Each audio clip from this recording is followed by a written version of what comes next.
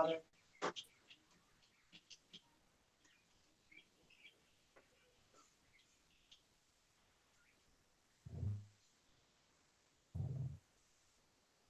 What are you talking about? Well, welcome. Okay. Are we flashing back and forth because I can't see?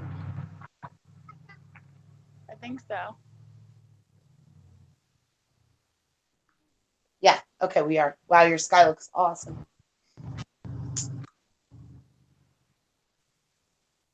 The birds So, were all welcome gone. everyone. Sure. I can't see the chat Oh, right now. Father has it. oh, Mr. Filtered World is here. Hi, Mr. Filtered World. And Welcome. Terrell and Welcome, Father Terrell. B. Yeah. And Fairy's here. And I'm here. Father's here too, and he'll be joining us. Blue Water said she'd be back. Father's got a short attention span, so Oh, well, he's come in on and in, out. Father. Get over here. Yeah. Sit with me. I don't want to mess up your show. You're not messing up my show. It's our show. We're going to cover nightmares, I guess. And I'm going to start with some crystal for protection against nightmares. Should we make a circle first, Tam? All right. Let's do it. All right. Okay. Here, come here. Everybody dreams, even if we. Are we making a circle? Yeah, let's do that. Oh, perfect. All right, ready. Okay, so we're just going to make a circle, and this is for protection. And so we call on God, the fairies, the angels, to just protect us tonight and keep us safe and in happy dreams and in good health and good spirits. Thank you all for coming and joining our circle tonight. Okay. Sorry, Tam, All go right. ahead. Okay. Crystals for protection against nightmares. Everybody dreams, even if we don't remember them all. The reason we dream is still a matter of scientific speculation. In the Greek and Roman periods, the people believed that dreams were direct messages from the gods or from the dead and that they predicted the future. What about nightmares? These are thankfully less common, but unfortunately much harder to forget. In crystal healing, crystals for relief of nightmares are often used under the pillow, under the bed, or on a nearby beside table. They can be loose or in a pouch. What are the best crystals for combating nightmares and encouraging pleasant dreams? So, crystal healing and dreams. Mang Mangano, I'm not even sure if I'm saying that right. Calcite tumblestones are a lovely, soft pink heart stone said to prevent nightmares. And then we got Dalmatian jasper is also considered good protection against negativity and nightmares. And then holding a flint palm stone before going to bed is regarded to be an excellent way of protecting yourself against bad dreams. And then an excellent healing crystal is I haven't really seen this one before, so I don't know if I can even find it. The champagne aura quartz. Healing crystal is known to cleanse the mind and aura. If you are generally if you are a generally happy dreamer and wish to recall your dreams, the red jasper is very helpful. And then one of the most popular stones used to invite pleasant dreams and to help insomnia is amethyst. Egyptians used amethyst to guard against fearful feelings and as a protection against witchcraft. And that's what I have on crystals. That's awesome. I love that. Yeah. Okay, so welcome, Anne Winifred Bernadette Parks. How are you tonight? And who else did I see that came in? Mr. Filtered World, I think I said welcome to you too. And happy birthday to Terrell's uncle. Happy birthday, Terrell's uncle. So awesome. Okay, so I'm gonna read an article to you from This is from a Harvard study, and Sorry. it's called Nightmares in the Brain. In the late 1700s, the popular reference text, an universal etymological English dictionary, first published by Nathan Bailey in 1721 and reprinted through 1802, defined a nightmare as a disease when a man in his sleep supposes he has a great weight laying upon him. Although that definition doesn't surface often today, nightmares are still considered to be frightening dreams that result in feelings of terror, fear, distress, or anxiety. Despite our colloquial use of the term, for example, my commute was a nightmare, for an estimated 3 to 7% of the U.S. population, nightmares can be a real problem. Although adults can suffer from nightmares, they are more typical in children, especially those between the ages of 3 and 6. We think that some of this may be evolutionary, says Deirdre Barrett, PhD, an HMS assistant clinical professor of psychology at Cambridge Health Alliance and editor of Trauma and Dreams, published by Harvard University Press in 2001. Children are smaller and are vulnerable to many more threats than adults. Nightmares may partially reflect this vulnerability. Dreams are understood to be recent autobiographical episodes that become woven with past memories to create a new memory that can be referenced later. But nightmares are simply dreams that cause strong but unpleasant emotional response. Dreams are part of the brain's default network, a system of interconnected regions, which includes the thalamus, medial prefrontal cortex, and posterior cingulate cortex that remains active during comparatively quiet periods. REM sleep is one example of a quiet period. It is a stage of sleep that is characterized by rapid eye movement, irregular heartbeat, and increased rates of respiration. REM sleep is discontinuous, chunked into 4 or 5 periods that together make up about 20% of our slumber. It is during these REM or REM episodes that brain structures in the default network exert influence, and it is during REM sleep that vividly recalled dreams occur most often. Nightmares tend to happen during the period of sleep when REM intervals lengthen. These usually occur halfway through slumber. As we prepare to awaken, memories begin to integrate and consolidate. We dream as we emerge from REM sleep because we tend to dream on the sleep wake cusp. Images imagined while dreaming, including the vivid, often terrifying images produced during nightmares, are remembered. Terror filled sleep. Nightmares are often confused with night terrors, a phenomenon more likely experienced by children than adults and usually more dramatic than a nightmare. Night terrors are not technically dreams, but are instead sudden fearful reactions that occur during transitions from one sleep phase to another. They typically occur 2 or 3 hours after sleep begins, and when deep non REM sleep transitions to REM sleep. Night terrors often cause children to kick, scream, and thrash about, but because night terrors do not occur during REM sleep, most children do not remember them. Night terrors are a phenomenon of the deepest parts of the non-REM sleep and when the brain is less active, says Barrett. In a night terror, a child awakens with heart pounding. There is, however, either no content to the feeling of terror or there is a simple scary image. There is not, however, the sort of narrative story you experience with dreams, including nightmares. So, and then we have trauma and nightmares. Nightmares can arise for a number of reasons: stress, anxiety, irregular sleep, medications, mental health disorders. But perhaps the most studied cause is post traumatic stress disorder, or PTSD. Nightmares are a common complaint among people suffering from PTSD, and in fact are one of the criteria used for the diagnosis of the disorder.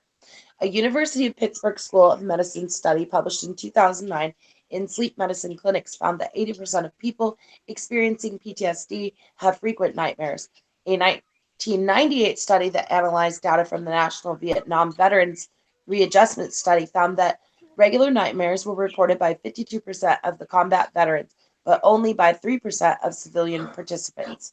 Not only are nightmares more common in those with the PTSD, they are more frequent and sometimes occurring several times a week. Post traumatic nightmares often involve elements similar to the trauma itself. according to the National Centers for PTSD of the U.S. Department of Veterans Affairs. About half of the people who have nightmares after a traumatic event have nightmares that replay the trauma. Those with PTSD are more likely to have exact replays of their trauma. Barrett says that in post-traumatic nightmares, the region of the brain involved in fear behaviors, including the am- amygdala, a structure deep in the brain that works to identify potential threats, may be overactive or overly sensitive. Post-traumatic nightmares, she adds, are probably not completely different from daytime flashbacks and general daytime anxiety that those experiencing the nightmares are having. So, and then it goes on to talk about rewritten endings. People who are deeply affected by nightmares can be treated in a variety of ways. First, the cause of the stress, if there is one, must be determined. If a stressor is identified, effective ways to manage it should be found.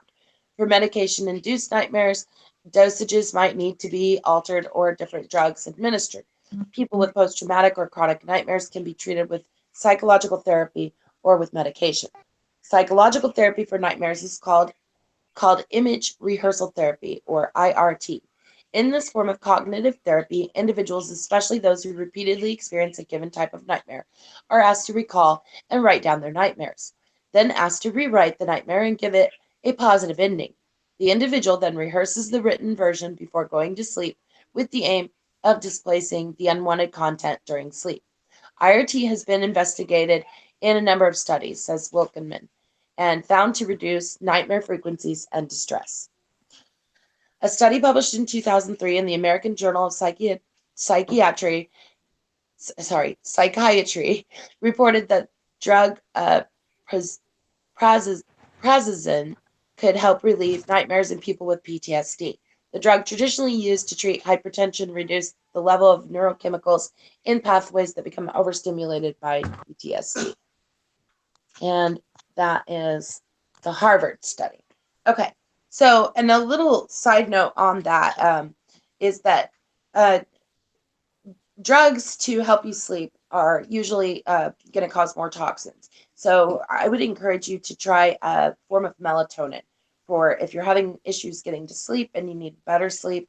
Melatonin can be found in cherries, cherry juice, and a number of other different places. So if you want to just Google it and you can find out, you can also get melatonin supplements, and those help too. So I would definitely encourage you to think natural as far as sleep aids or when sleep aids are concerned. So that's the science of it. Okay, what else do you have, Tam? Oh, did she go inside? Well, that's okay. Let me see. I'll bring up my next bookmark, which is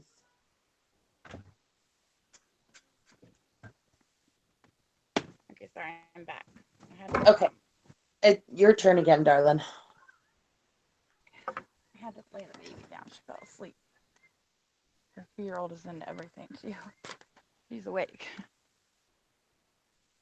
Oh, hi, Okay, so I Nathan said, likes drums. How are you? Welcome, Blue yeah, Water. welcome, Blue Water. Welcome I back, said Deity. tails, and I don't know how to pronounce all this, so I probably won't pronounce it right, but I'll try. Just Okay, do so your the first best. one is the Camazots, the death bat.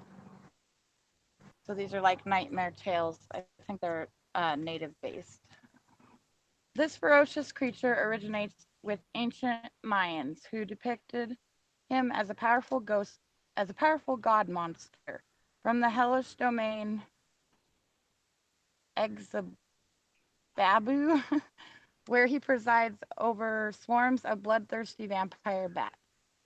Though power Though powerful enough to destroy entire civilizations, Camazots made a treaty with human beings to bring them fire. But in exchange, he demanded human sacrifices. And that's the Camazots. And then the next one is the Chinu, the ice giant. Through some tales, though some tales describe the Chinu as a Bigfoot-like creature, the original legend from the Wabanaki people tells that he was once human, but at some point committed a horrible crime, for which the gods cursed him and turned his heart to ice. His frozen spirit was then trapped within the body of a lumbering troll-like monster who devours any human he can get his hands on. And the third one, they just get harder and harder to pronounce. Canontistontes, the flying heads. Iroquois myths include some nightmarish tales. Flying heads are the creepiest by a long shot. There are many stories about these evil creatures, most of which portray them as a kind of vampire, and they vary in size from tiny to humongous.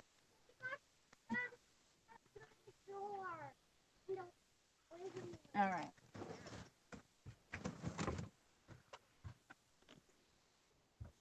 Oh, just push it back. Maybe did something. She had to tell me, but it wasn't anything. Okay. The most familiar story involves one of the beasts attacking a woman who was roasting chestnuts. The creature accidentally ingested a hot coal from the fire, which burned it to ashes. And then the next one is the Mishi Pishu. The water panther. The story of the water panther spans multiple tribes, including Cree, Algonquin, Ojibwe, and Shawnee. It's usual. Do not do that to the door.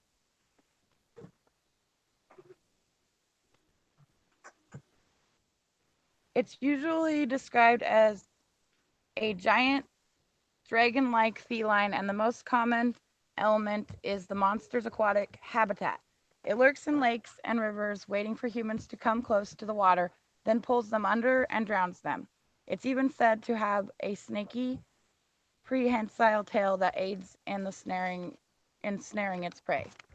And now I have to deal with my kids, so if you want to read something else, I can read the other later.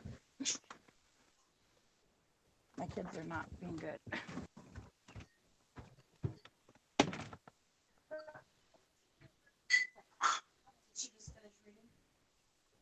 I think so.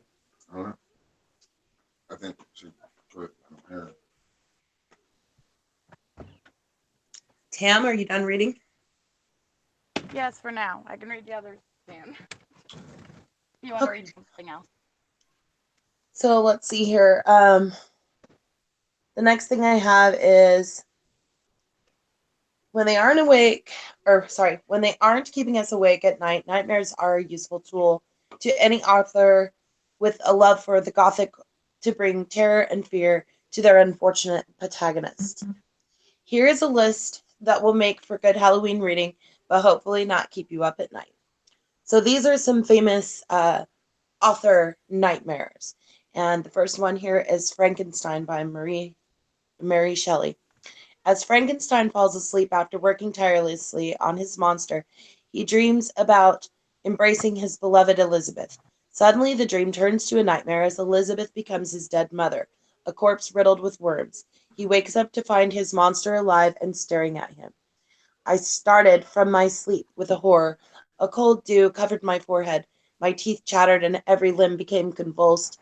When by the dim and yellow light of the moon, as it forced its way through the window shutters, I beheld the wretch, the miserable monster whom I had created. Number 2, Confessions of an English Opium Eater by Thomas de Quincey. In his most famous work, De Quincey tells us the reasons for his opium addiction and gives vivid descriptions of its impact on his life. In the following passage is a particular nightmarish one.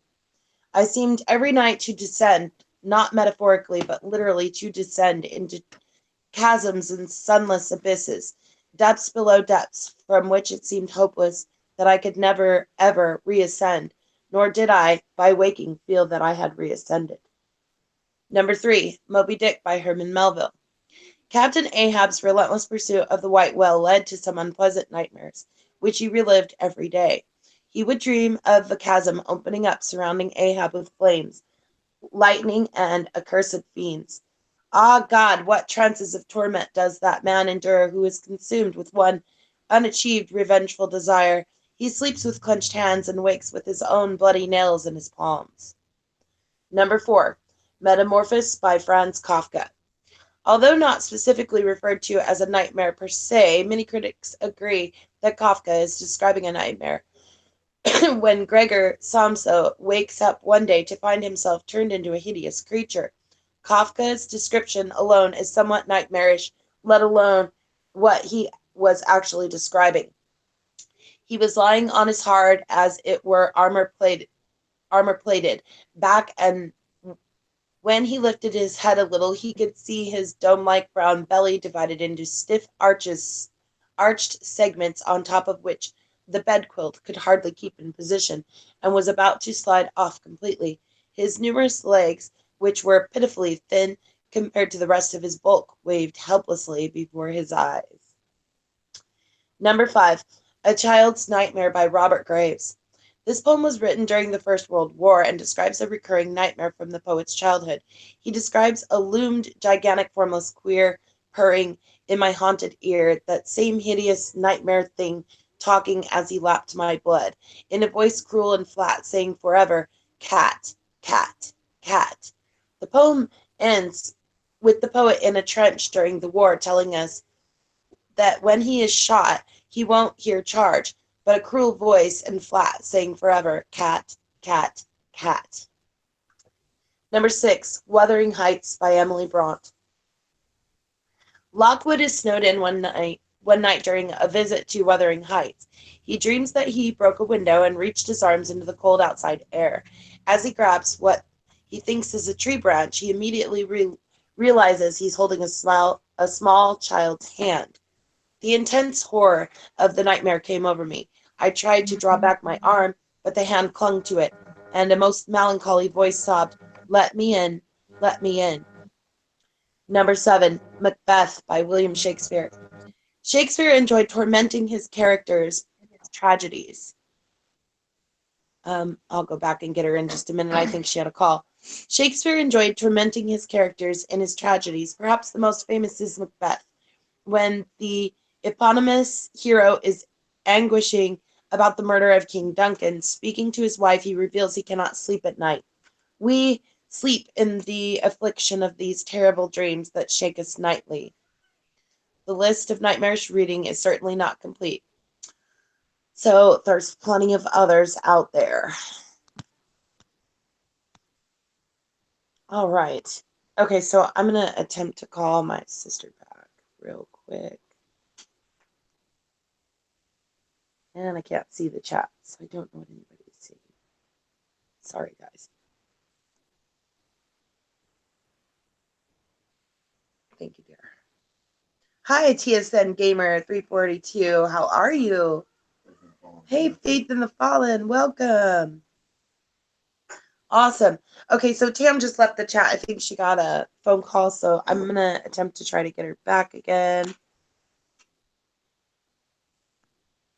And let's see what I can do here.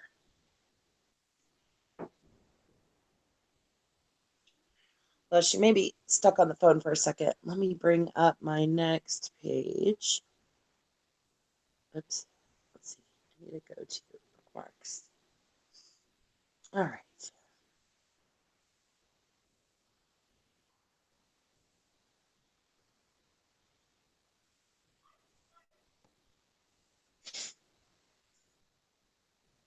Okay. All right. Let me try to go after Tam again. She's reading the next part.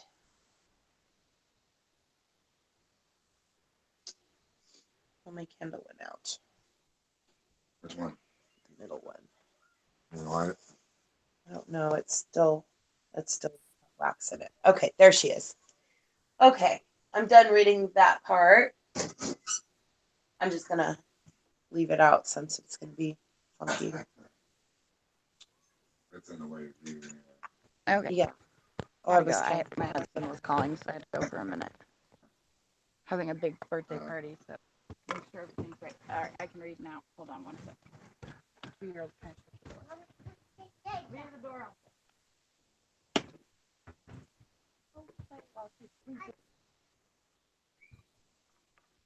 Okay.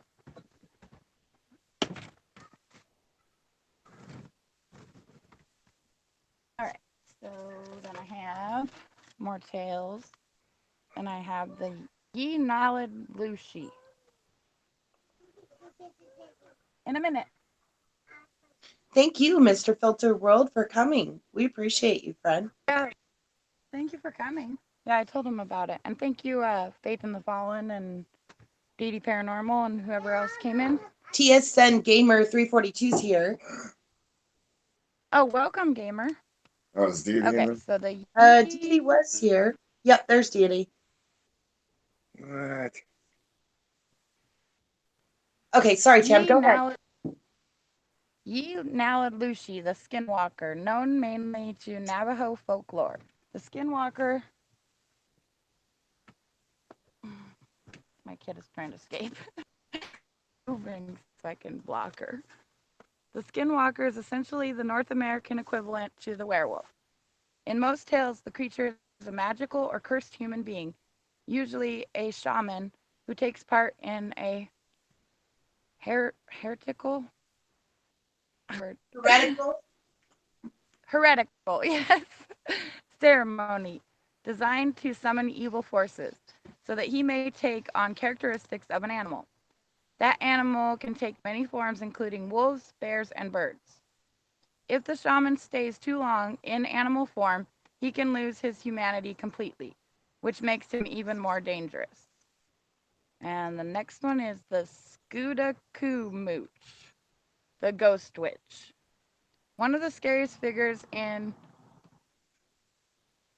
Passamaquoddy and Micmac mythology, the ghost witch, is often said to be born from the dead body of a shaman who practiced black magic. The demonic entity then emerges each night with murder on its mind. They can be killed with fire, but beware of approaching one. Simply making eye contact or hearing the witch a diabolical curse down on the unwary. And the next one is the Tatakoa, the owl women. From the Yakima tribe come tales of 5 supernatural women who resemble giant owls, dwelling in caves by day and flying out at night to prey on all manner of creatures, including humans. In fact, they are said to prefer the taste of children. Legend has it they can hunt humans by mimicking their language. The owl itself is a symbol of death in many native cultures, so owl women are essentially a walking embodiment of death itself.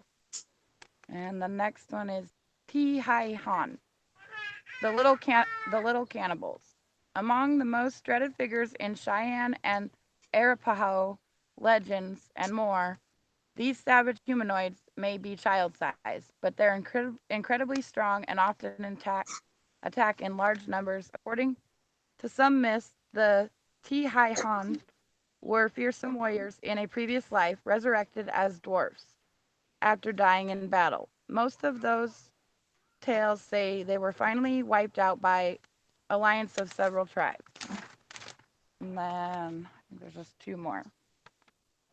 The Actina, the horned serpent.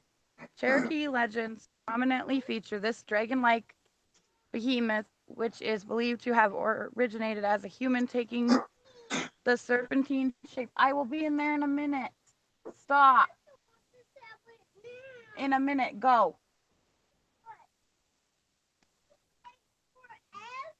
Believed to have originated as a human, serpentine shape to seek vengeance on those who wronged them. Much like dragons of European myth, their ancestors of man proving their bravery by confronting one of the powerful beasts who are also lightning fast and can devour a person bite. And then the last one is the Wendigo. Arguably in North American folklore, the Wendigo appears in many tribal legends, but the best known description comes from communities surrounding the Great Lakes region. Many of the legends are cautionary tales enforcing taboos against cannibalism by claiming that any human who eats another's flesh will be transformed into a creature of pure evil, a form of Manitou curse with an insatiable appetite. Not even loved ones are safe from their eternal hunger. And that's all of those tales. Awesome. Okay, let me rescue my tea before the ants get it. For some reason, ants have found their way onto my table. I need to put some eucalyptus. All right, this next little segment I have is called Thoughts and Dreams, the 10 most common nightmares and what they mean. So, have you ever been chased, had your teeth fall out, or found yourself naked in the middle of High Street? It turns out you're not alone. As horrific as that these may be, nightmares are an increasingly common phenomenon, and they occupy many of the 35 billion dreams that occur on the planet within a 24-hour period. As experts have clarified, our nightmares and dreams echo patterns of human behavior, so they reflect who we are and what's on our minds. While decoding dreams is not so black and white, this is a guide to what common nightmares could mean. And I want to tell you before I tell you these, that these are, of course, loose translations, because the only one who can truly interpret your dreams, visions, or nightmare is you. So, here's the top 10 common nightmares and what they mean according to this website. Every night during sleep, each of us creates around 5 dream episodes. These dreams can last for between 15 and 40 minutes. So we all spend around 2 hours dreaming every night. With 7 billion dreamers on the planet Earth, that means we collectively create 35 billion dreams in any 24-hour period. All of these dreams mirror fundamental patterns of human behavior. Some believe these dream patterns reflect who we actually are, what we really need, and what we believe. Number 1, teeth falling out. Dreams about your teeth can reflect your anxieties about your appearance and how others perceive you. Such dreams may stem from a fear of rejection, embarrassment, or feeling unattractive. As teeth are used to bite, tear, and chew, dreams about losing our teeth can stem from a sense of powerlessness, which means you may be experiencing self-confidence issues. I have to tell you personally, I've always believed that when we lose a tooth in our dream, that this could mean that we're going to lose a person in reality. And losing all of your teeth can mean, in your dream, can mean that you're your body is toxic and that you need to detox immediately. So the second one here is being chased. Being chased suggests that you are running away from something that is causing your fear or anxiety in waking life. It indicates that you have a tendency to run away or avoid a particular issue. The chaser can also represent an aspect of yourself, e.g., your own feelings or anger. Jealousy or fear can manifest itself as the threatening figure. Number 3, unable to find a toilet. Having trouble finding a toilet means you may be finding it difficult to express your needs in a certain situation. It can represent feelings of your personal needs not being met by always putting others first. You may feel that you are lacking time for personal issues and need more privacy, self-care, or self-expression. So, and that was 3? Yes, 3. Okay, so number 4, unprepared for an exam. Exam dreams can be so real that we actually wake up convinced we just failed an important test. At least 1 in every 5 people will experience an exam dream in their lives. Exam dreams are a reflection of your lack of confidence and inability to advance to the next stage of life. And then the next one is flying. A tough time flying in your dreams suggests that someone or something is stopping you from moving to the next step in life. Being afraid to fly proposes that you might be having trouble keeping up with the high goals that you set for yourself. If you are alone and struggling to fly, it implies that you are lacking confidence within yourself. I have to tell you, too, that in flying dreams, from what we were told ever since we were kids, is that you can control your dream if you will just look at your hand. And once you look at your hand, then that gives you the ability to do whatever you want. So just to gaze upon your own hand would, you could tell yourself, I'm dreaming, and now I want to fly. And there you go, you're flying. But in other cases, sometimes when we look at our hand, it turns into something that isn't a hand. or morphs into another thing to distract us from the idea that we can control our own dreams. So, yeah, your hand grows all long and crazy. And yeah, Father was talking about that before too. Okay, so falling. If you fall anywhere and you are overcome by fear, it signifies insecurity and anxiety about a situation. Enjoying the feeling of falling suggests that you are not afraid of changes. And more elaboration on that for myself. Every time that I have a falling dream, I always bend my knees. And when I bend my knees, I can land and I can take off running and I never get hurt. So that's just what I do when I fall in my dream. Out of control vehicle. Dreams of cars represent our drive in life and the direction that we are taking. At this stage of your life, you may feel that you are off track and need to get back on the road to keep going. Another one here, finding an unused room. If you learn of a new room in your dreams, it denotes new outlooks and abilities that you have realized about yourself. If the room is white, it means that you are ready to make a new beginning in your life. And being late. Dreaming that you are late represents your worry and anxiety about taking a different direction in your life, or that you are trying to get things done, but you feel that you are running out of time.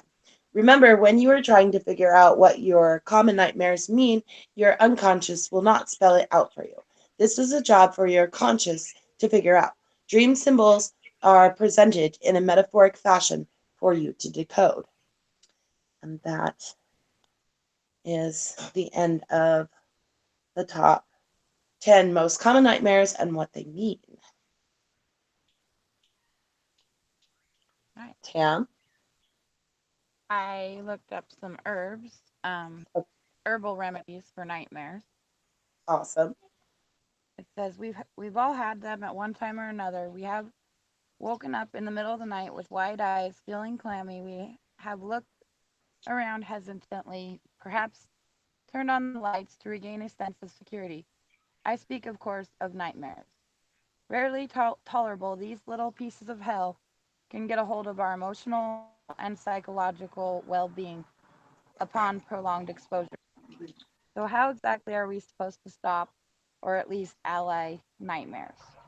So, there's green tea, herbal tea, chamomile tea. So, chamomile says nightmares have been found to be closely related to what goes on inside our bodies. I drink chamomile all the time. I wish I had less nightmares. Physiologically, turmoil can often translate to new neural signals, which equal to a somnolent horror movie. Digestion appropriately could stimulate this process. Mild food allergies or an overworked digestive system can be soothed by chamomile tea. It's more effective than most would think. Chamomile is also a terrific tension and stress reliever. It won't make you drowsy unless you drink 10 cups of the tea. It will give you just enough inner calm to have a nightmare less night. I have to drink it closer to bedtime. And then it says herbal teas are a well respected natural way to alleviate bodily discomforts or ailments in a safe and side effect free way. Tea is just about the only way you can take chamomile. And then sage. So for sage, it says gorgeous in potpourri, an established soother of sore throats, and an analgesic. Ana, I cannot say that word. Analgesic. Analgesic.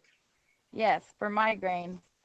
Sage needs little introduction. This well-known herb has multi-dimensional properties, and curing nightmares is one of them. The next thing I'm going to say is common knowledge to most women, and that's about menstrual periods. So we won't go there. We'll just skip that one. And then valerian. So valerian, it says this herb is one of the most powerful natural sedatives in existence. It is well known for its ability to promote healthy sleeping patterns. It will relax your muscles and mind and ready you for a peaceful sleep. Side effects commonly associated with prescription medication are also avoided for valerian. So if you're on some sort of prescription medication, do not use valerian, is what it says. Well, that doesn't make any sense. And let's see, that was most of it. It says green tea is a good one too, but it didn't talk about it. What'd you say, Tam? I'm I mean, sorry. green. It said green tea is also good, but it didn't talk about why or anything. Did it mention So oolong? oolong, Yeah, I need to get some. I'm drinking I'm actually oolong out of and bergamot tonight. night. Yeah, she does have a nightmarish sky, doesn't she? Yeah. Well, the birds keep coming and going. It's like they're like it's gonna rain. No, it's not. So maybe they're just listening to us talk. They're mostly blackbirds up in that tree. Awesome. Okay, well, I have one more article to read, and then I think we could talk about, like, just talk about our nightmares. You want to do that, or do you have another Sounds good. article to read? How much do you have left? I'm actually done with that. I can go get one of my nightmares too. I mean, one of my dreams. Okay. Okay, But yeah, well, I'm going to read from, this is from Psychology Today. This article is, it said, the title is called Dreams Don't Come True, They Are True. Dreams tell you what you really know and how to use them for personal growth. So this article was a little bit borderline on nightmares, but I really felt like it needed to be brought up because it's got some really interesting things in here that we need to know. So we have access to very deep knowledge in there, and we're sleeping through it most of the time. Dreams tell you what you really know about something, what you really feel. They point you toward what you need for growth, integration, expression, and health of your relationships to person, place, and thing. They can help you fine tune your direction and show you your unfinished business. They're meaning machines, and they never lie. Author Tom Robbins once said that dreams don't come true, they are true. When we talk about our dreams coming true, we are talking about our ambitions. So, dreaming is ultimately about awakening. The unconscious form which dreams bubble up seem to contain an image of the way that you're supposed to be and continually work towards the expression of this potential day and night. It often knows things about which you're otherwise in the dark, things which in the broad daylight of consciousness remain invisible, just as the stars are playing just as the stars play to an empty house during the day when the sun is shining. Some things can only be seen when it's dark. Trying to solve your problems or make your way or get a grip on your priorities without the information that dreams provide is like being a judge with only half the facts of a case. To ignore dreams, including nightmares, is to tear out the pages from your own unfolding story, which winds right on through the night shift and this would cut yourself off from the place from which passions and callings emanate. Most spiritual traditions clearly regard dreams as revelations from the gods and goddesses, and consider the act of separating the waking life from the dreaming, the conscious from the unconscious, as not unlike separating a plant from its roots. The Jungian author James Hillman has written that when I ask, "Where is my soul? How do I meet it? What does it want now?" the answer is, "Turn to your images," by which he primarily means dreams and art, since both speak a visual language. So if you want a homing beacon to help you know your soul and navigate your life, you can't do much better than turning to your dreams. For one thing, they're masterpieces of metaphoric communication. You're trying to decide between following a passion or security, and you have a dream of throwing a rock through a window of a bank and then burying your briefcase in the backyard. Or you're following a call toward a very public life and don't realize your true feelings about sacrificing privacy until an anxiety dream shows the island that you live on is being towed toward the mainland. Or someone with whom you're considering teaming up appears in a dream wearing costume jewelry and fake leather shoes. Or you're postponing an important decision and dream of missing the boat. Or you're unsure whether you have the ability to handle what seems like an impossible task, but then you have a flying dream. And so here, let's see, saying, let me look further here. This is not exactly rocket science. The meaning of these dreams couldn't have been more obvious if it was tattooed across the bridge of your nose. Being invited to take a good look at what you're doing at the job or feeling about there, and because you don't want to look the sudden loss of the job, the official reason appropriately was there isn't a fit. It can come as a complete shock, but contrary to the rationalist hooey that dreams aren't real, you're just dreaming, dreams are very much real. They convey real information, real impact, real emotions, and have real consequences if ignored. If you don't honor your dreams, you'll at the least dream them until you do, or the unconscious will dream up other channels for their messages to come through, such as symptoms, neuroses, and compulsions. As with anything you avoid, the more you ignore dreams, the more insistent they become. A tribe in Malaysia called the Senoi put great stocks in their dreams and gather each morning to share them. When they dream of being chased, they assume that whatever is chasing them is an ally rather than an enemy, and so they turn and face their pursuer to inquire what the chase is all about, what the message might be that the pursuer bears. This is the heart of dream work, of revealing the nature of the calls whose fins break the surface in your dreams, of deciphering the messages that they bring. The challenge lies in turning around and facing whatever is there rather than running from it. The fact is, there's gold in them there hills, but it takes some nerve to study your dreams, the same nerve it takes to examine a firecracker that didn't go off. This certainly helps explain why dream recall is such a slippery affair. A part of us doesn't want to remember them because of the messages that they bear, the things that they reveal, the directions that they point us. The truth may set you free, but there's an even chance that first it will scare the daylights out of you. As for the dream material itself, some of it is like junk mail, only a small percentage being truly useful and worth slogging through.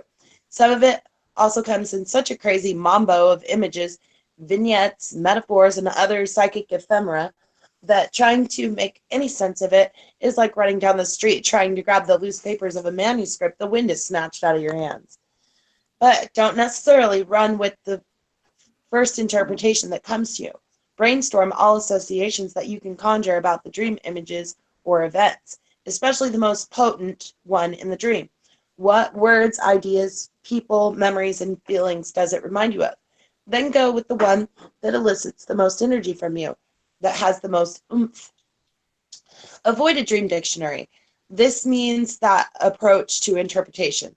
Dreams are far too subjective for that. Water, for instance, will mean something very different to someone who almost drowned as a kid than to someone who feels more at home in the water than the fishes. And since most dreams, though not all, seem to relate to something happening in the present time, ask what, if anything, the dream ties into in your life right now. Where have you seen this particular scenario playing itself out lately? What is it trying to tell you? What is its central message? If you dream of flying, falling, conquering foes, being unable to find something, having extraordinary powers, being chased, ask how these may be symbolic of aspects of your life. But check the physical world first before setting on an interpretation. If you dream your car loses its brakes, check your brakes. If nothing shows up, check where in your life you perhaps feel unable to stop or out of control. It isn't even necessary, though, to understand dreams or mind them for meaning, writes Thomas More in Care of the Soul. Merely giving your attention to them and granting them their autonomy and mystery goes a long way toward opening the portals and shifting from analysis to responsiveness. In fact, what largely determines whether you recall dreams at all is simply the amount of interest that you pay them. Not only do dreams respond to attention, they respond to direct requests. In other words, you don't have to wait around for them to appear. You can draw them to you by petition. You can bargain with them. If you get in the habit of asking for dream guidance as you're dropping off to sleep, dreams will fairly beat a path to your door. Just be prepared to take dictation. Keep a pad and pen by the bedside or a tape recorder. Promise yourself that if you're sent a dream, you'll write it down upon waking, even if that's at 3 a.m.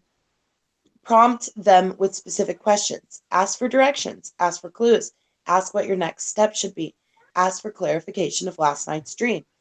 Just get to your dreams before the world does. Write them down before you even get out of bed, because the moment your feet hit that floor, you literally ground yourself, and the lightning energy of your dreams will disappear into the earth. Finally, consider conducting a ritual to help concretize, concretize, concretize a dream, bringing it out of a dream state and into the waking life, from the abstract down into your muscles, emotions, and physical life. A ritual is an enactment of the dream message or whatever change the dream is calling for.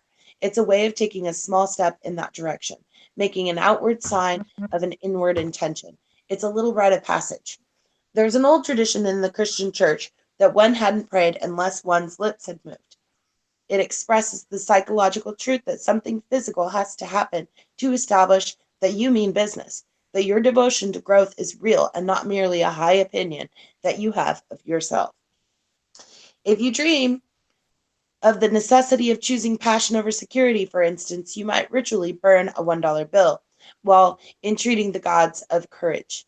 If a dream points to the need to make a break with the tradition, take a stick of wood and break it in two. If your dream shows you flying over obstacles, set up a series of rocks in the backyard, give them the names of your obstacles, and make broad jumps over them.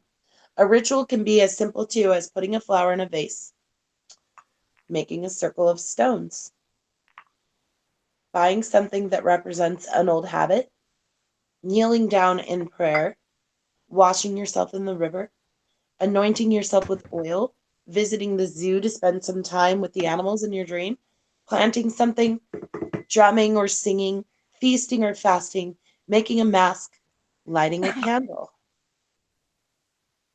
I can light a candle because I need the light, says writer Christina Baldwin, or because the candle represents the light that I need. And that is what I have on that. Awesome. Yeah, that was a really awesome article. And it was kind of borderline on the nightmare thing, but I really felt like that was some good information that we all needed to go with our dream recall. And to remember that just because they're nightmares does not mean that they're not worthy of our attention. What?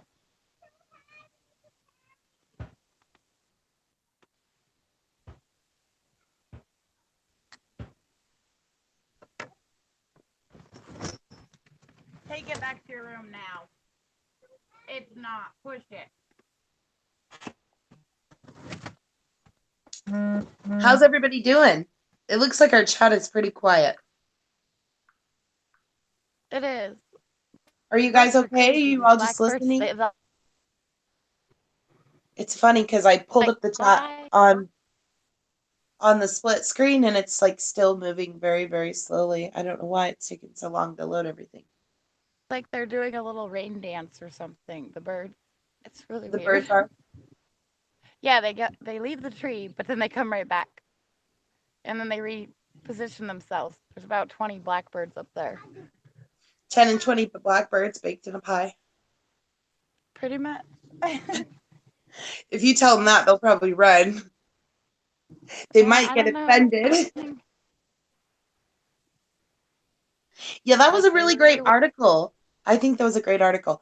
Okay, so Tam, I'm going to let you do your nightmare or nightmares that you went to go get. And then I'm going to go grab Okay. another cup of tea. Okay, so these are like really old nightmares that I have. Like I had a lot. So this says 8/25 of 2008. This was like 10 years ago. And it says in August. It didn't say the date. Usually it's the date on there. Oh, it did. It said 8/25. Yep. Okay. So it said a week ago or more had a horrible dream about getting married and me running away from the wedding. There were way too many people expected to be there. I was so freaked out. There was no way I was going to do it. Was supposed to be at this big motel or something. I went to some other location to run away from the wedding or whole idea of marriage. My family wasn't going to be there. I went somewhere. There was some guy in a truck, and then there was a pig, and he left it in the road, and that freaked me out. So I went back to the motel, and I was hiding. Then all these people were doing stuff, and it was time for me to get married. I refused. It was so freaky. Apparently, I didn't want to get married then. I don't know. I didn't have any offers, so I'm not sure where that dream came from. And then some of them I'm not going to share. This one said, so I had a, this one's really short. What, Rainy? Oh, that one needs to go in this Well, then just throw it away. It says, oh, it says 8/25/08. I don't either. And then it says sometime end of July or August beginning. I must have just wrote it down then because I remembered it later. What the hell? But I had a bad dream that some crazy lady stole my dog. I had a dog, Zeppelin. So it was called. You went and found her, didn't you? And her horse. Oh, Did it? maybe I shouldn't say that. Well, and her daughters told me it was their mom, and I was gonna find her and kick her ass. Okay, so I don't know. Some lady was trying to steal my dog. That was my dog Zeppelin. And then I had another dream in August, and I was a pet detective looking for someone's stolen dog and horse, and I had to go to some guy's house, and he might have robbed the horse. And that's all I wrote down about that. I have no idea what that means.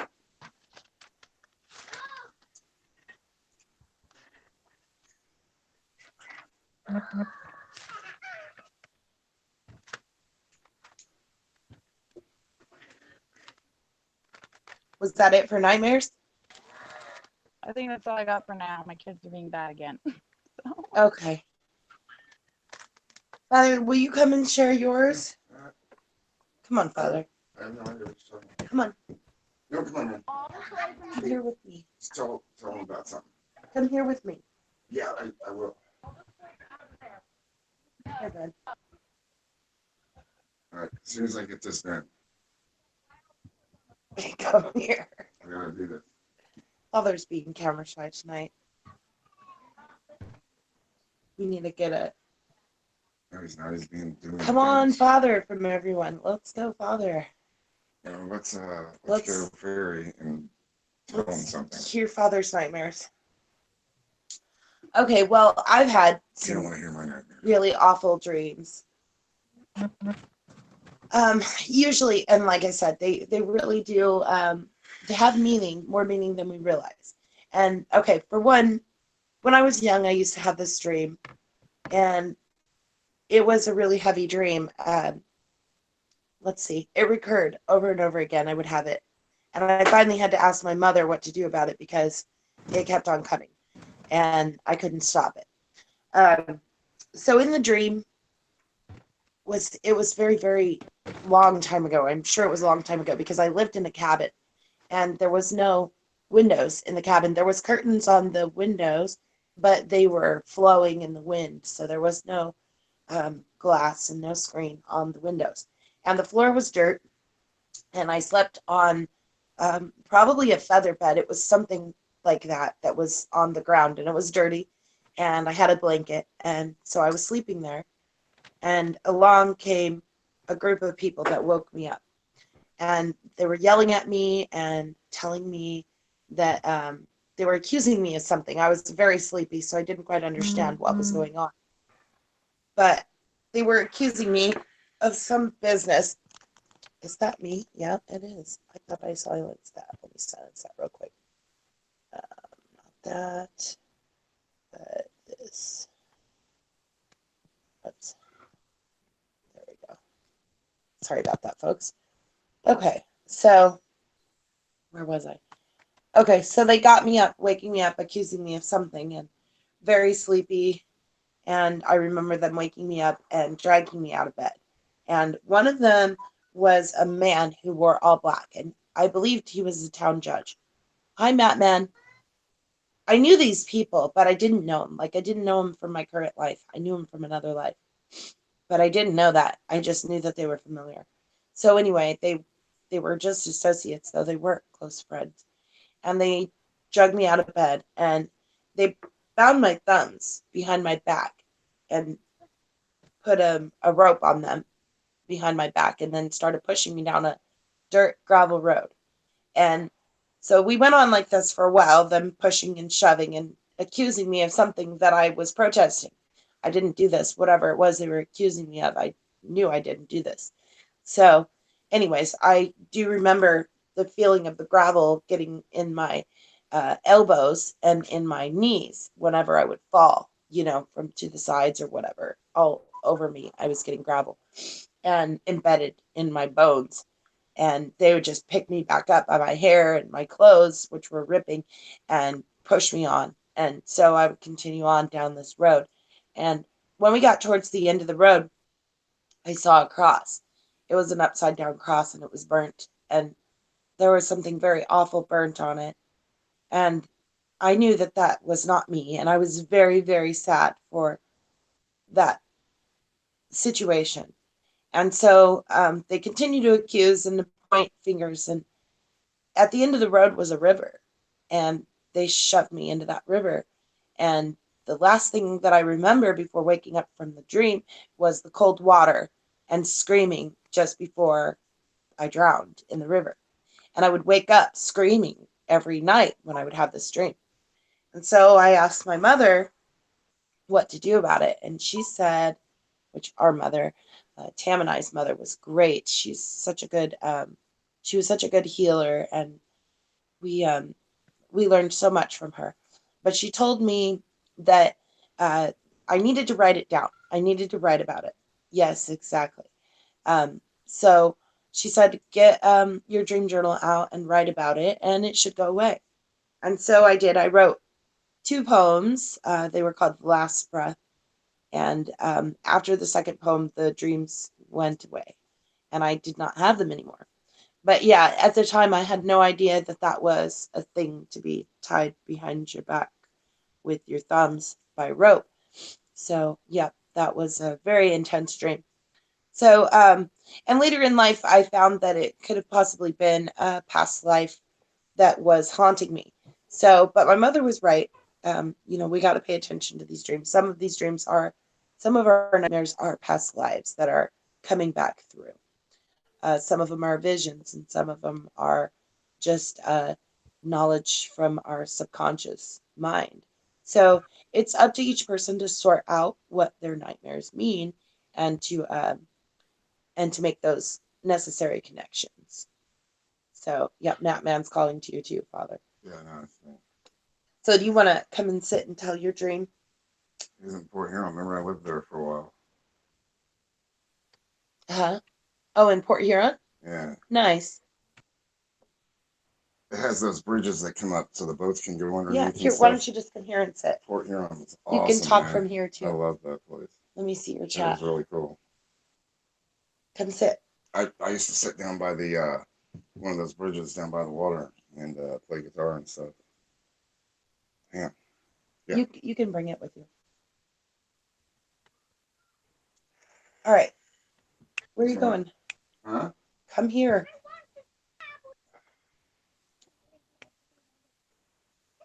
Yeah, it's okay, Blue Water. It's just a leaking through of the past. That's all. Scoot in. What's going on? Okay, you got to tell your nightmare dream. No, I'm not doing it. Yes, you're doing it. No, nobody wants to hear my nightmare. Yes. Get in here. Get in here. No. Go ahead. Come in here. Go ahead. Come in here, Father. How's it going, I everybody? don't know why he's suddenly getting shy. I'm not shy. I don't. Tam, I'm trying to get Father to tell us his nightmare dreams. He's Yeah. We want to hear really nightmares, great ones. Dad. Well, I had that. Tell the one. Which one? Tell the scary one. Scary one? Yeah. Tell that scary dream. Which one? The one I had recently? Sure. The recent one was really Oh, weird. yeah, that one was weird. That was totally strange. It had something to do with the dark web or something like that. It was really weird. But I was in this house, and there was I don't know. I was with this other guy. We were. I can't really remember that. There was a girl that was upstairs, and we thought she was causing everything. And then come to find out she wasn't causing everything. And I figured out she wasn't. And I figured out that there was other people in this. It's like a weird house, man. And Like a fun house. yeah, and there was like then I went up to because we were messing with her, telling her, you're gonna be in trouble for all this. You're gonna pay. Yeah, all this. Then I started figuring out, wait, it wasn't her. So I went up there and I was like, look, we got to get out of here, man. We got to get out of here right now. So you were gonna save her. Yeah, so I was gonna save her and the other guy, right? He was there too and freaking out. He was totally freaking out, man. I'm trying to be calm and just trying to figure everything out. That's how I do. I try to rationalize everything. And started coming down the stairs, and there was this one room. This one guy, I swear to God, it was really weird. He had like a steampunk outfit on, but he was wearing like a top hat, and it was all gold. It was weird. And I knew that they were going to start chasing us. So I started going down the stairs to try to get us out of the house. And then when I got to the bottom where I got to the next flight that went down, and I could see the door, but down in the bottom, right in front of the door, was this lady, and she had like long dark hair and long arms and legs, but she was crawling on the floor like this, kind of like a snake would, and her arms and everything were flailing. And so I started going down the stairs just right at her. I was like, Was screw that this. before or after you saw the dude was all little? No, Like a little troll, like a little. that was a different dream. Oh, okay. That Sorry. was a different dream about somebody that, yeah, they're totally different. But anyways, Okay. I was coming down the stairs and I saw this thing, and this thing, it had like a white face too, and like this black blotch over its face like this, and it started coming up at me like that. So I just stepped right on its head and went right over and stepped on this ledge, went down to the door, and once I got down to the door, this guy I could see this guy out of the corner of my eye, and I looked over, and there was like a room that was right next to where the door was. And he goes, "You're not going to be able to get out the door like that." And I go, Oh, he goes, the key's not gonna work. "No." He said, "No, you're not going to be able to get out the door. The lock's not going to work." Oh, that's. And I went, "Huh." And so I just grabbed the lock and went, click, and opened up the door and said, "Hey, look at that. The lock worked." And then ran outside. And when I ran outside, I was on this porch, and we were on like this corner of a street, and then it went down a hill. There was a helicopter that was crashed there, and there were all these military people there, but they were American, but they were wearing military clothes that I had never seen before. And Like I was National Guard? yeah, and I don't know what it was, man. I really don't know, but I was happy to see them and know that I was getting help. And I started yelling, "Hey, they're going to kill these people in this house. They're going to do something to these people. You got to get in there and get them." So they all started following me and went up in there and got them. And then it was just a weird deal, man, because afterwards they had all these people outside that were in this house. And, and I just kept yelling at them. I was like, "Man, you people are sick. What is wrong with you people?" Because they were planning on doing like weird things to people and stuff. It was a strange dream. It was a really strange dream. But when you woke up, what did you feel like it related to? I don't know. I do a lot of thinking. So I mean, I've always said I've got paranoia on my side because that always helps me, through a lot of incidents and things that go on in my life. A heightened sense of awareness. Right. Yeah. Yeah.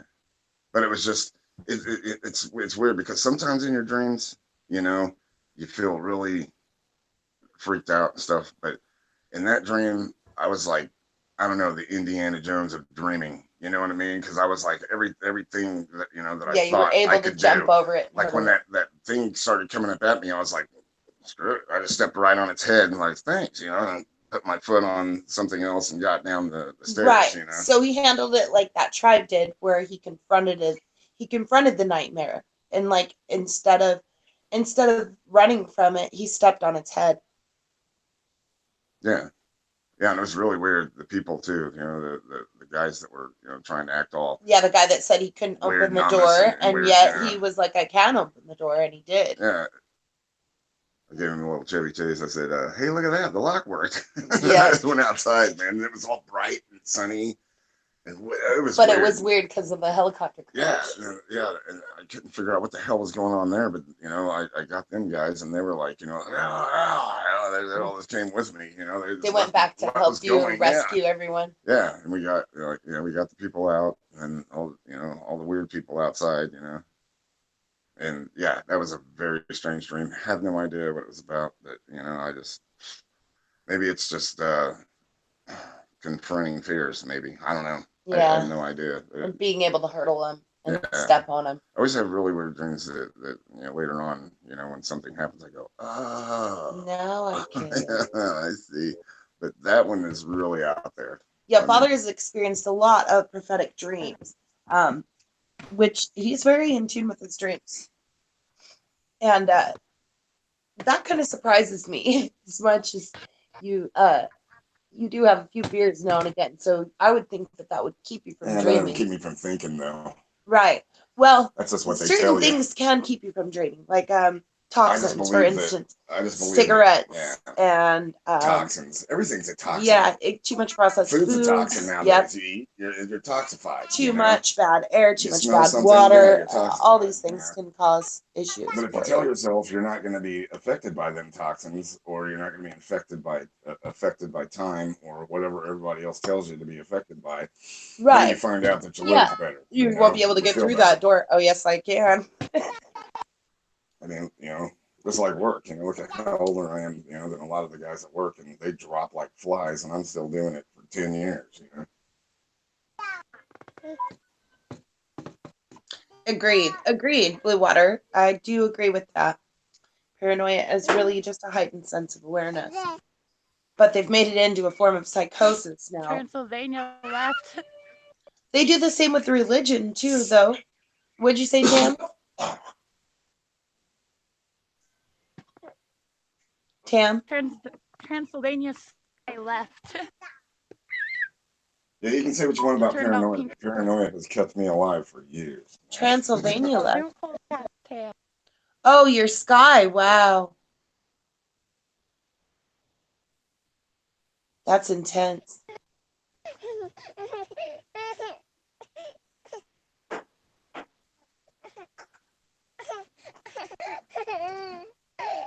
Yes, cigarettes are a toxin. Yeah. So not smoking will probably, if you have given up smoking recently, as Blue Water Pines has, I'm sure that your dreams are becoming much more intense. In fact, that's one of the things that I hear about quitting cigarettes. The very first thing that people notice is the immediate ability to recall dreams much better than before.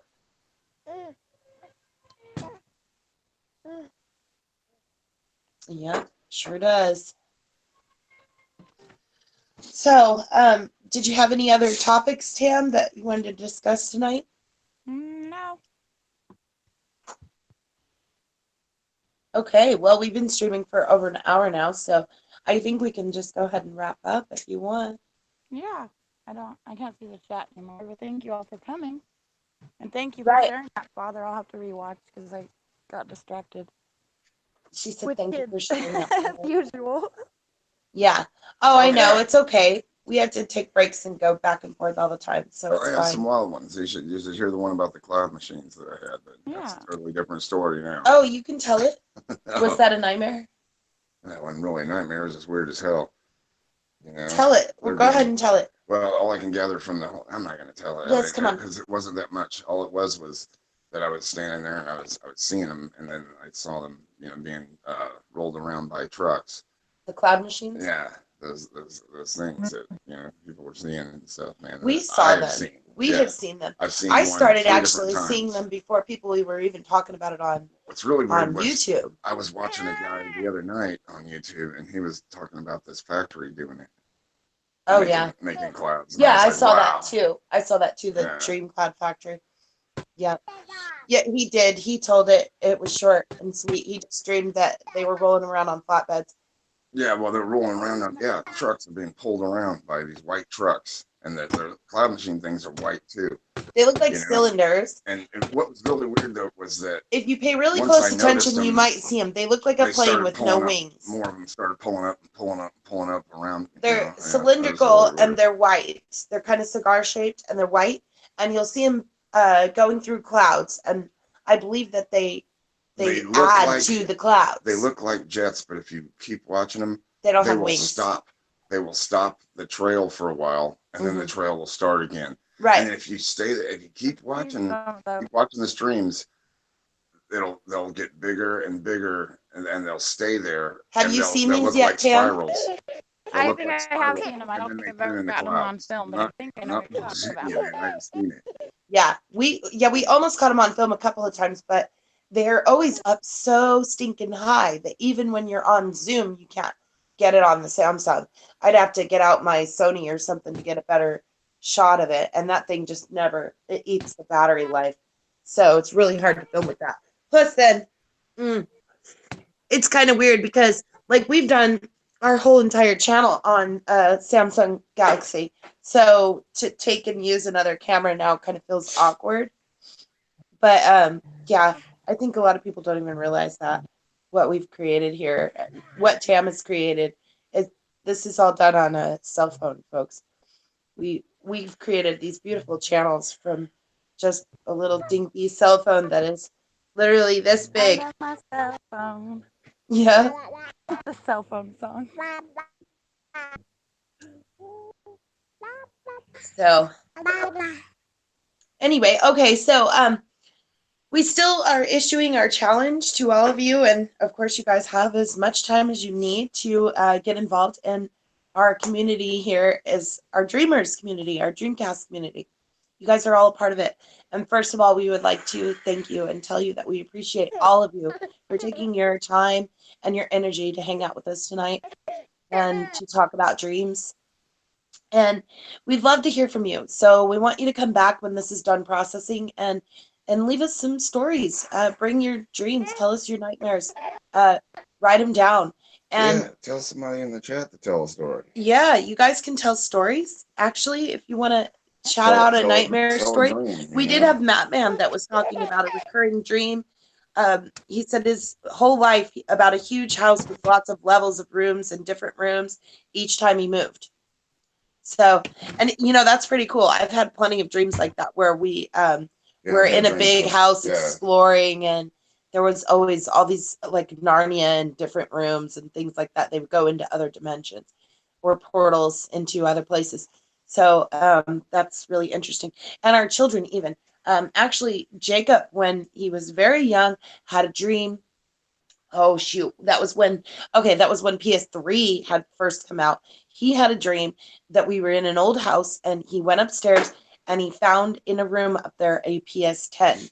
So we would try to think about like how long it would take before they would make a PS10 and see that as a futuristic dream. It's very interesting.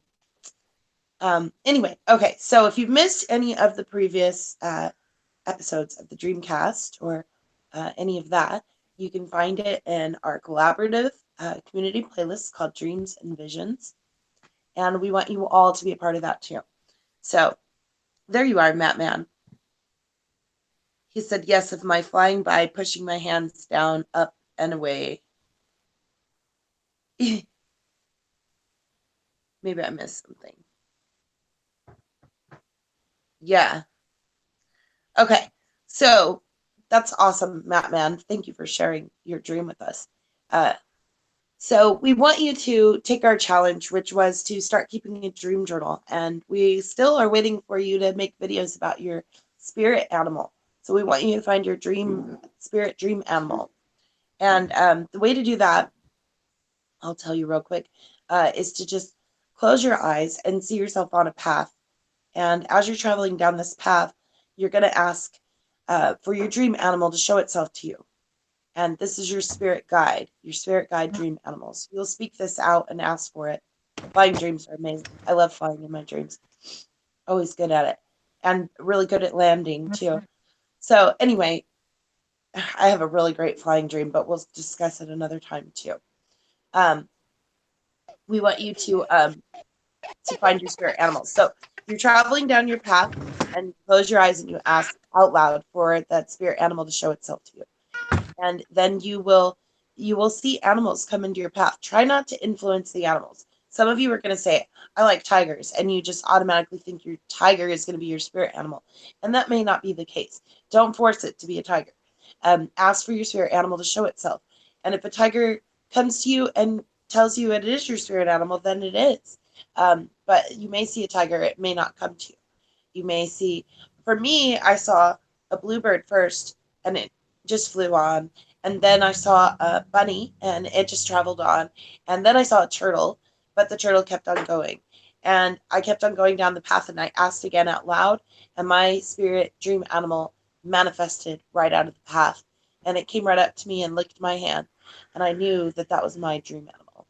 So, and for those of you that don't know, in our one of our previous DreamCast episodes, you can hear about Tam and I's spirit dream animal. So we want you to find yours, and so we want you to take that path and see what you have for a dream spirit animal, and make a video and tell us about it, and then let us know when you have your video ready, and we will put you into our dreams and visions, and we want to see this community grow in that way so everybody can talk about their dreams, because as that previous article was suggesting, and we have talked about in previous Dreamcasts, getting together with people and learning to talk about our dreams is the first step in recalling dreams. We want to be that tribe of people that can get together and discuss their dreams and help each other find ways to remember their dreams, to beat their nightmares, to understand the meaning behind it all. So, sorry, anything else you want to add, Tam? No, I guess chamomile's good, so get some chamomile tea. I do have chamomile. I'm gonna on my Well, I second mean round of tea everybody tonight. else. I have a ton of chamomile. I like the sleepy time. I have a It honey doesn't make chamomile me too. sleepy. Right. So if you want to go back, let's go back and thank everyone for coming. So I thank can't you, stand it. Terrell. Yeah. Go every other one. No, you have to thank them all. She took the tablet from me. Okay. All right. So, oh, let's see. Now I lost it. Okay. So thank you, Terrell, and thank you, Faith in the Fallen, and thank you, Blue Water Pines, and thank you, Father Frequency. Thank you, TSN Gamer 342. Thank you, Mr. Filtered World. Thank you, Deity Paranormal. Thank you, Blue Water Pines. Did I say that already? I may have said that already. Thank you, Matt Man. Who else did we Winifred. miss? Oh yes, and Winifred. Thank you, Miss Parks. Who else did we miss? Thank you, Fairy Frequency. Oh yes, and thank you, Tam Bear. Mr. Filtered World. Yep, I said Mr. Filtered World. Thank you guys so much. We really, really appreciate you. So yeah, we look forward to hearing from you. Come back and leave us comments about more of your dreams and more of your thoughts on dreaming and nightmares, especially since that's what this one is about. And then check that original playlist called Nightmares, called Dreams and Visions, to find more of our Dreamcasts, and more on all of this. And that's also our collaborative playlist where you're going to be stashing your dreamy videos too. So we can't wait to see more of that from you guys. And if you haven't made connections with my beautiful sister Tam Bear, please look in our playlist description, and you can find her link there. And I think that's it. So if there's nothing else, you all have a great weekend. You should encourage other people to share their dreams too in the chat. Just to, so, make friends with Father Frequency share, too. Yeah. Oh yeah, you guys can definitely share in the chat. Yeah, because I'd like to hear other dreams too. Just to We would love to hear more of their stories. Just don't have any. Had a couple people share a little bit, but last show. Right. Well, Matt Man shared a little bit tonight. Yeah, that was cool. So yeah, let's take a minute and give everybody a chance to do that. Blue Water, did you have any nightmare dreams that you wanted to share? And Deity was right there too. Deity, did you have any nightmare dreams that you wanted to share with us? Deity says, dream until your dreams come true. True. Do do do do do do do do. Well, I think I'm gonna have to say bye because baby's getting cranky butt, and I need the vacuum. Okay. Well, I love you. But yeah, love you. Have a good night. All right, everybody have a good night. All right, you guys. Sweet dreams, Bye. everyone. You have a good night. Sweet dreams.